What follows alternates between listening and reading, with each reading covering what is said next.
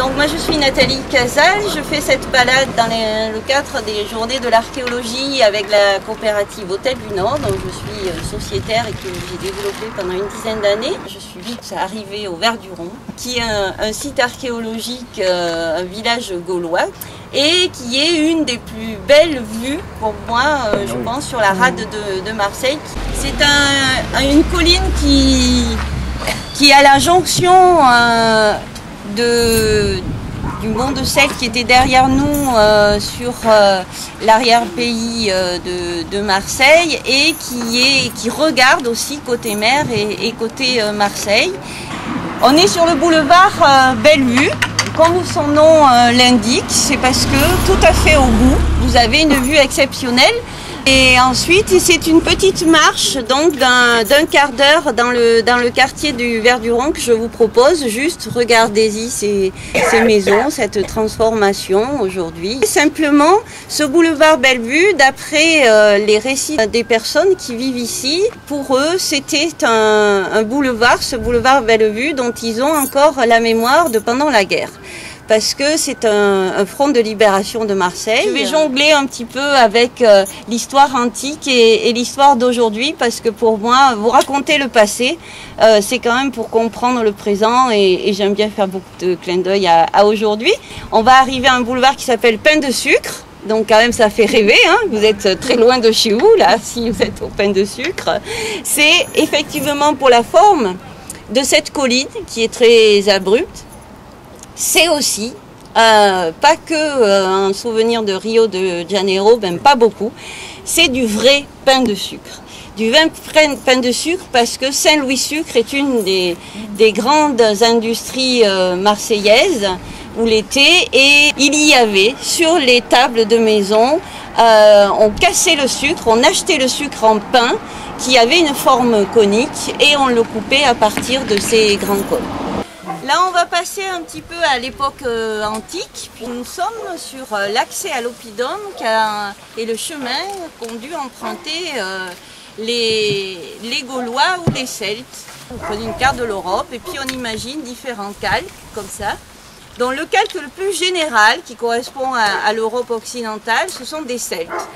Vous enlevez ce calque-là, vous avez les Gaulois, et puis si vous enlevez ce calque-là, vous avez des groupes plus locaux, comme ici, les Ségobriges, c'est eux qui ont la plus grande réalité culturelle. Et nous arrivons sur l'oppidum.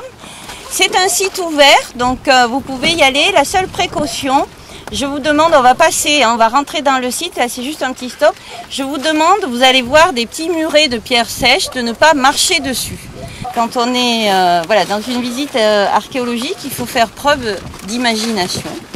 Non pas que ce soit pas vrai, au contraire, le site a été découvert au début du XXe siècle par un habitant, un artiste local, Stanislas Plastrier, il s'appelait. Il l'a fouillé, ce site, pendant quelques temps, mais s'il a pris de l'importance historique aujourd'hui, c'est notamment grâce à des fouilles récentes faites par Lou Bernard, qui est maintenant enseignant à l'université de Strasbourg, et qui a fouillé ce site jusqu'en 2008. Et c'est lui qui nous révèle un petit peu l'importance historique du site, parce qu'il nous apprend les relations entre le monde celte et Marseille la grecque. Et quand on est archéologue, on fouille, et donc là, il faut vous imaginer arriver sur un site. Vous avez le chemin, vous regardez par là, et vous imaginez un mur d'enceinte de plusieurs mètres de haut, ici même, d'accord, avec l'entrée de ce village fortifié. Un oppidum, c'est un village fortifié. Donc vous êtes ici devant les fortifications, vous avez devant vous une tour, petite tour, un bâtiment de 2 étages, qui est le plus haut bâtiment. Et l'entrée de ce village se fait par le côté, pour aller vers le bas. Donc nous allons un petit peu tricher, pas complètement passer à l'extérieur des remparts, mais plutôt à l'intérieur pour continuer la visite et voir le magnifique paysage. Vous avez toute la conque de Marseille autour. Ici on se rend bien compte de ce paysage-là, et autour des collines. Nous sommes sur une, et sur ces collines, il y avait une série de villages gaulois. Et cet emplacement du Verduron, il est dû effectivement, à ces relations avec Marseille et à cet emplacement. Parce que d'ici, eh bien, on contrôle tout ce qui se passe entre ce monde celte et Marseille-la-Grecque. On contrôle la mer. On a la vue sur toutes les îles. Et du coup, le commerce maritime eh bien, est sous nos pieds ici quand on est... Je vais faire passer justement un petit plan de ce site fait par Lou Bernat qui vous montre bien l'entrée. Le mur d'enceinte est ici. Vous voyez bien qu'il y a un mur d'enceinte de ce côté-ci. Et puis, vu l'inclinaison du paysage de ce côté-ci, le site était protégé côté sud. Voilà un petit peu la disposition d'un oppidum gaulois et comment ce site s'organisait.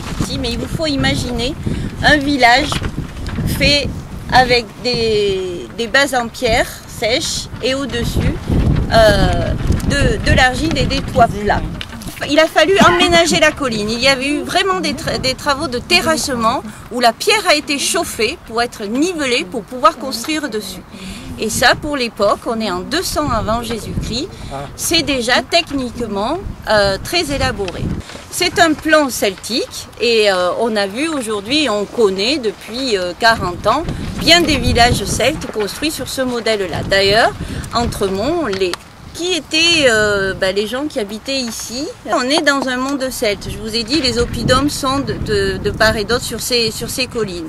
Nous savons par certains objets trouvés sur ce site qu'il était lié, parce qu'il n'est pas très grand comme site, qu'il était lié à d'autres sites plus importants comme notamment Teste-Nègre ou La Cloche, qui est un site qui est de l'autre côté de la chaîne de la Nère. Et il y a un réseau de villages celtes qui sont en relation les uns des autres. Ce sont des paysans, ils alimentent la ville de Marseille en céréales, il faut nourrir cette ville, en pain, en animaux certainement, enfin toutes les denrées agricoles.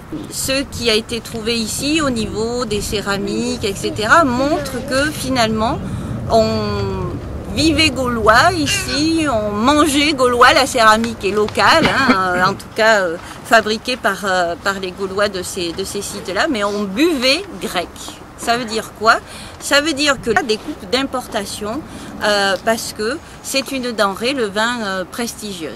Il faut savoir que durant tous ces siècles-là, bien Marseille grandit, puisque Marseille a été fondée en 600, là on est en 200. Marseille s'est étendue, est devenue de plus en plus grande et Marseille a grandi sur le commerce du vin. C'est quoi qui a fait de Marseille à l'Antiquité une des villes les plus importantes de Méditerranée? C'est le vin. Et on l'exporte dans toute la Méditerranée, on l'exporte dans le monde gaulois. Eh bien, j'en viens au mythe fondateur de la ville. C'est qui Gyptis et Protis? C'était la fille du roi des Ségobriges ici. Donc le mythe fondateur, c'est le grec qui arrive à Marseille, qui épouse la fille locale, n'est-ce pas, le mariage celte de l'époque voulait que la fille choisisse son mari au cours d'un grand banquet en lui offrant une coupe de vin. Donc symboliquement, elle lui offre une coupe de vin et ils sont mariés. Et c'est comme ça que la ville accueille ces étrangers. C'est une ville cosmopolite et ça a servi cette image-là et ce mythe fondateur jusqu'à aujourd'hui. Donc ce grec, il est de Phocée. Donc Phocée est dans l'actuelle Turquie. Et si les Grecs, ils n'étaient pas tout seuls, à mon avis, ils n'étaient pas tout seuls, sont arrivés, c'est que les Perses les ont chassés de Turquie et que les Turcs ont dû traverser la Méditerranée jusqu'à Marseille pour quand même sauver leur peau, quelque part, ou en tout cas vivre économiquement ailleurs et arriver à Marseille. Tout mythe fondateur a un intérêt. Marseille a été fondée en 600. Ce mythe ne date pas de 600 avant Jésus-Christ.